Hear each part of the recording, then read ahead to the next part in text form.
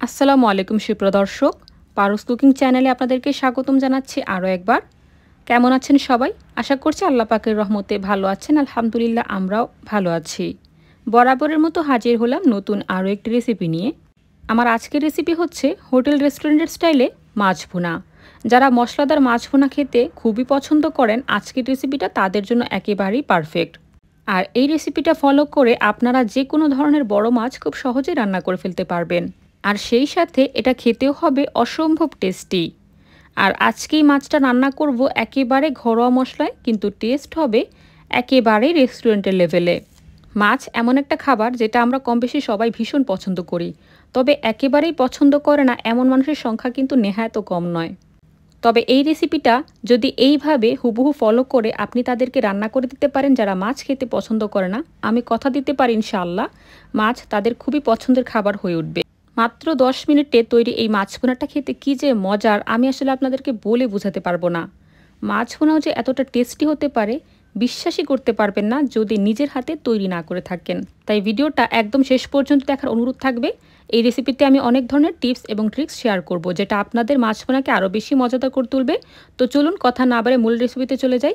মাছ ভুনা করার জন্য আমি এখানে নিয়েছি প্রায় 9 পিসের মতো কাতলা মাছ। আমি কাতলা মাছটাকে খুব ভালো করে ধুয়ে পানি ছড়িয়ে এর মধ্যে হাফ চামচ লবণ, হাফ চামচ হলুদের গুঁড়া, হাফ চামচ মরিচের গুঁড়া দিয়ে খুব ভালো করে মাখিয়ে নিয়েছি।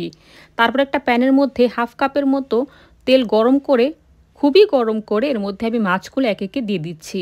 মাছ ভাজার আগে অবশ্যই এনশিওর করতে হবে আপনার প্যানটা ভীষণ গরম। আর মাছ দেওয়ার পরেই এভাবে হাতলটা ধরে ধীরে ধীরে একটু ঘুরিয়ে দিবেন। মাছটাকে একটু নাড়িয়ে দিবেন, এতে করে মাছ তলায় লেগে যাবার আর কোনো সম্ভাবনাই থাকবে না। ভীষণ দ্রুত এবং খুব সুন্দরভাবে মাছটা উঠে চলে আসবে আর খুব সুন্দর ভাজাও হয়ে যাবে।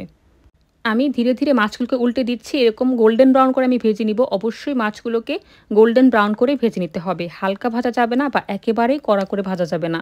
তো মাছগুলোর এপিট ওপিট যখন সুন্দর একটা গোল্ডেন ব্রাউন কালার চলে এসেছে, তখন আমি মাছগুলোকে প্যান থেকে এক এক করে তুলে নিলাম। তো প্যানের মধ্যে আমি আরও কিছুটা তেল দিয়ে দিলাম। তেলটা সম্পূর্ণ আপনাদের পছন্দ মতো দিবেন। তবে এই রান্না যেহেতু রিচ রান্না, এই রান্নায় কিন্তু একটু তেলটা বাড়তি নিলেই ভালো লাগে। কম তেলে কিন্তু রান্নাটা খুব একটা সুন্দর হয় না। তো তেল খুব ভালো মতো গরম হয়ে যাবার পর এর মধ্যে আমি দিয়ে দিলাম 2টির মতো তেজপাতা, 3টি ছোট ছোট দারচিনির টুকরা, 3টি লবঙ্গ এবং 3টির মতো এলাচ। তেলের মধ্যে নেড়েচেড়ে ফোড়ন তুলে আমি এর মধ্যে পেঁয়াজ কুচিটা দিয়ে দিলাম। আমি এখানে দিলাম হাফ কাপের চেয়েও বেশি, তবে 1 কাপের চেয়ে কিছুটা কম পেঁয়াজ কুচি। আর নেড়েচেড়ে পেঁয়াজটাকে ব্রাউন করে ভেজে নেবার পর এর মধ্যে দিয়ে দিলাম হাফ কাপের মতো পেঁয়াজ বাটা। এই রান্নায় কিন্তু অবশ্যই পেঁয়াজ কুচি এবং পেঁয়াজ বাটা দুইটাই ব্যবহার করতে হবে। আপনি যদি পেঁয়াজ বাটা ব্যবহার না করেন তাহলে কিন্তু রান্নার যে গ্রেভিটা সেটা সুন্দর হবে না, টেক্সচারটা ভালো আসবে না। তো আমি এটাকে 3 থেকে 4 মিনিটের মতো নেড়েচেড়ে পেঁয়াজটাকে ভাজা ভাজা করে নিয়েছি। আর এর মধ্যে আমি দিয়ে দিলাম 1 চামচ আদা বাটা এবং 1 চামচ রসুন বাটা। এর বেশি কিন্তু আদা রসুন বাটাটা দেওয়া ঠিক হবে না। তো নেড়েচেড়ে আমি কিছুক্ষণ ভেজে নিয়েছি, প্রায় 2 থেকে 3 মিনিট, বেশি না। এর মধ্যে আমি লবণটা দিয়ে দিলাম স্বাদ মতো, প্রায় 1 চামচের মতো আমি লবণটা দিয়ে নেড়েচেড়ে নিচ্ছি কিছুক্ষণ। এরপর এর মধ্যে গুঁড়া মশলা দিয়ে দিচ্ছি 1 চামচ হলুদের গুঁড়া, 1 চামচ ভাজা জিরার গুঁড়া, 1 চামচ মরিচের গুঁড়া, 1 চামচ ধনিয়ার গুঁড়া। আর এখানে দিয়ে দিচ্ছি 2টি পাকা টমেটো, আমি এভাবে কুচি কুচি করে নিয়েছিলাম, সেটা দিয়ে দিচ্ছি। হাতের কাছে যদি টমেটো না থাকে সেই ক্ষেত্রে আপনারা হাফ কাপের মতো টমেটো সস বা টমেটো কেচাপ ব্যবহার করতে পারবেন। তো টমেটোটাকে দিয়ে আমি নেড়েচেড়ে নিচ্ছি মশলার সাথে কিছুক্ষণ।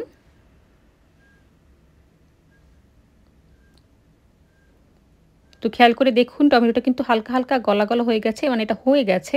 তো এখন এর মধ্যে আমি দিয়ে দিব টক দই। আমি টক দইটাকে খুব ভালো করে ফেটিয়ে নিয়েছিলাম, এখানে আছে প্রায় 1 কাপের মতো টক দই। আমি খুব ভালো করে ফেটিয়ে নেবার পর এরকম হয়েছে। তো আমি এখানে দিয়ে দিলাম টক দইটা। এবার মশলার সাথে নেড়েচেড়ে টক দইটাকে আমি কিছুক্ষণ খুব ভালো করে কষিয়ে নিব। খেয়াল করে দেখুন উপরে কিন্তু তেলটা ভেসে উঠেছে, মানে এটা হয়ে এসেছে। এই টক দইটা দিলে কিন্তু এই মাছ রান্নার টেক্সচারটা অসম্ভব সুন্দর হয় আর টেস্টটাও খেতে খুবই ভালো হয়। তো যখন তেলটা উপরে ভেসে উঠেছে তখন এর মধ্যে আমি গরম পানি দিয়ে দিচ্ছি, একেবারেই ফুটন্ত গরম পানি। আমি দিয়ে দিলাম প্রায় 1.5 কাপের মতো। তো খুব ভালো করে নেড়েচেড়ে নিচ্ছি। চেষ্টা করবেন এই রান্নায় অবশ্যই ফুটন্ত গরম পানি ব্যবহার করতে, তাহলে রান্নার স্বাদ কিন্তু খুবই ভালো আসবে। তো গরম পানি দিয়ে আমি খুব ভালো করে এটাকে কষিয়ে নিব। আর এর মধ্যে আমি দিয়ে দিচ্ছি 1 চামচের মতো উঁচু উঁচু করে গরম মশলার গুঁড়া।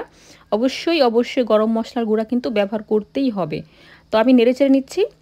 মোটামুটি তেলটা উপরে একটু ভেসে উঠলে এর মধ্যে আমি ধীরে ধীরে ভাজা মাছগুলো দিয়ে দিচ্ছি। আপনারা এই রান্নাটা কিন্তু যে কোনো বড় মাছ দিয়ে করতে পারবেন, সে পাঙ্গাস হোক, বোয়াল হোক, রুই বা কোরাল, যে কোনো ধরনের মাছ দিয়ে রান্নাটা করতে পারবেন। খেতে অসম্ভব টেস্টি হয়। আর এখানে আমি কাঁচামরিচ দিয়ে দিলাম প্রায় 5টির মতো।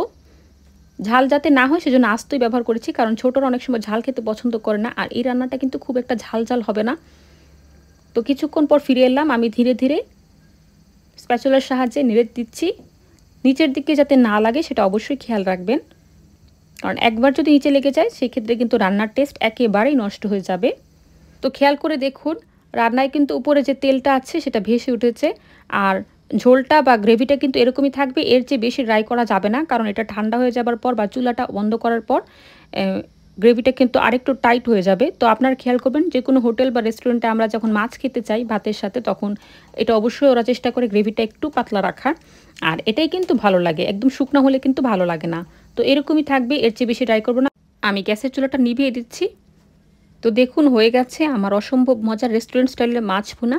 খুব বেশি কিছু লাগেনি কিন্তু, খেয়াল করবেন ঘরোয়া মশলায় কিন্তু রান্না করেছি। আর খেতে অসম্ভব মজার হয়, এটা রেস্টুরেন্ট লেভেলে হয়। আর আপনারা অবশ্যই বাসায় এইভাবে একদিন ট্রাই করে খেয়ে দেখবেন। আমি কথা দিচ্ছি, যারা মাছ খেতে পছন্দ করে না তারাও খেতে খুবই পছন্দ করবে এবং তারা আপনার রান্নার ভীষণ প্রশংসা করবে। এই রান্নাটা কিন্তু করতে খুব একটা ঝামেলা নেই, হাতের কাছে থাকা ঘরোয়া মশলায় কিন্তু খুব সহজে রান্নাটা করে ফেলা যায়। আর খেতে কতটা ভালো হয় এটা আসলে করে না খেলে বোঝানোর উপায় নেই। আমি একটা প্লেটে সার্ভ করে দেখাচ্ছি কীরকম হয়েছে। দেখুন কালারটা কত চমৎকার এসেছে, তবে ক্যামেরায় কতটুকু দেখতে ভালো লাগছে, কালারটা কেমন এসেছে আমি বুঝতে পারছি না। সামনাসামনি এটা দেখতে বেশ চমৎকার হয়েছে।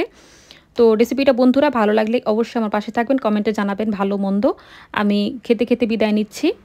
বাসায় মেহমান এলে কিংবা কোনো অকেশনে আমরা কিন্তু মাছ এইভাবেই রান্না করে থাকি। আর এইভাবেই মাছটা খেতে সবচেয়ে বেশি সুস্বাদু হয়। আমি যত রকমভাবে ট্রাই করেছি, এভাবেই আমার কাছে সবচেয়ে বেশি ভালো লাগে। আশা করছি আপনারাও নিরাশ হবেন না। তো বন্ধুরা রেসিপিটি দেখে যদি বাসায় ট্রাই করে থাকেন অবশ্যই কিন্তু আমাকে কমেন্টে জানাবেন। ভালো থাকবেন, সুস্থ থাকবেন। ধন্যবাদ। আসসালামু আলাইকুম।